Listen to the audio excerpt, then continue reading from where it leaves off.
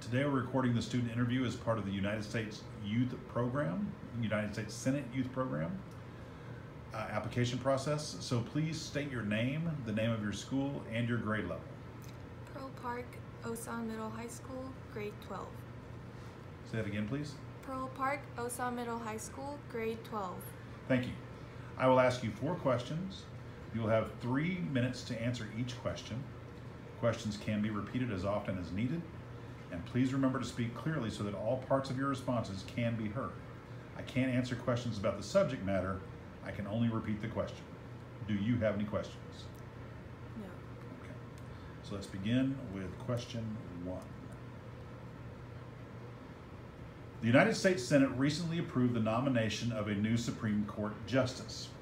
What do you consider the most important considerations are when selecting a justice to the Supreme Court? Explain your thinking.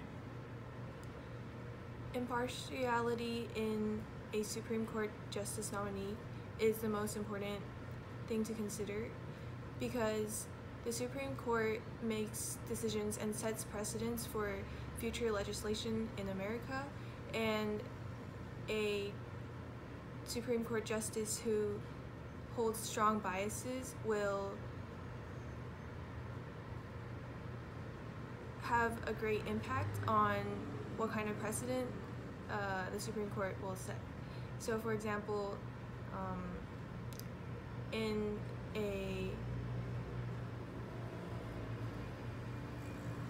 a very controversial topic such as abortion, a Supreme Court judge who may be the one to break a tie must do so with impartiality.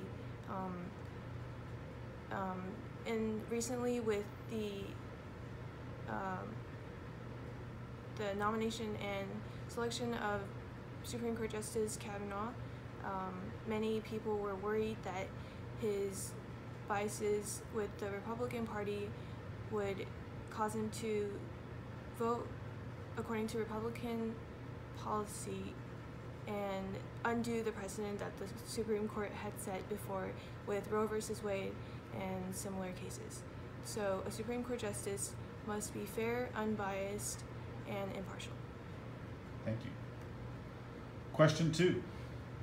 Imagine that you meet the Secretary of Defense in the elevator and he asks your opinion on the biggest challenge facing the United States military today.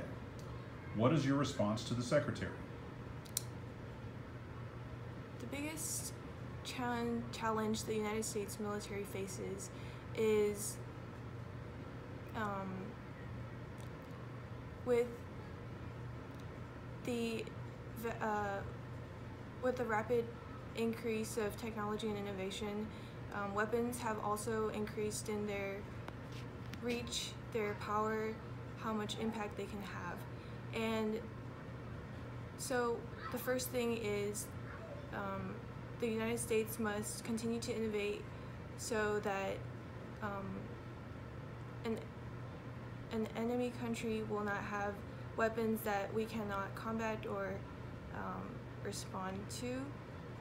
And the second thing is, with these weapons, with greatly destructive potential, such as chemical weapons and atomic bombs and such,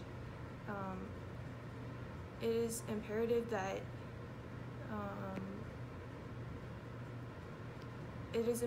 to prevent loss of lives and a great negative impact. This is because weapons with great power have the power to destroy cities, countries, and ruin so many lives. So it is crucial to handle such power with great care and responsibility. Thank you. Question 3. You have accepted a leadership role in your school. What is one initiative you want to move forward? Describe the initiative and your implementation plan, including garnering support from administration and constituents. As an officer in the National Honor Society at OMHS.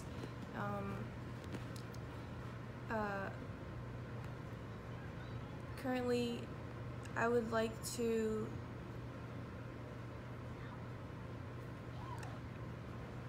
initiate service projects that will benefit our community as a school on base and organizations outside of our base. And one initiative that I would like to start is with an old people's home outside of the base. I would like to hold a small concert to celebrate Christmas, and in order to organize that, there are many factors that I must consider and plan with my fellow officers.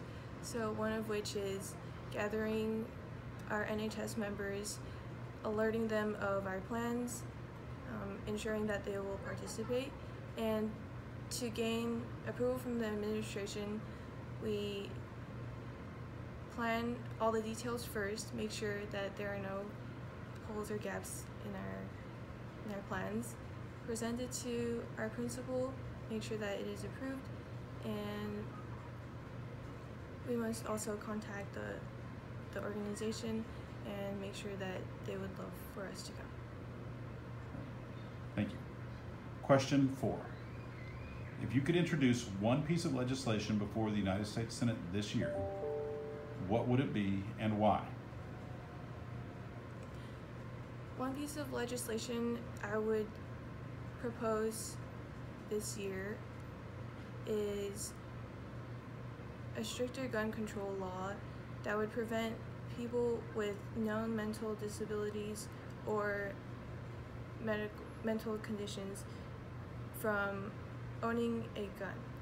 And instead of this legislation being a state decision, I would propose for it to be a federal law that would apply to all U.S. citizens. Okay. Thank you for your participation in this interview today. This recording will be added to your application and uploaded for review by the headquarters USSYP Selection Committee. Thank you for your time and best of luck.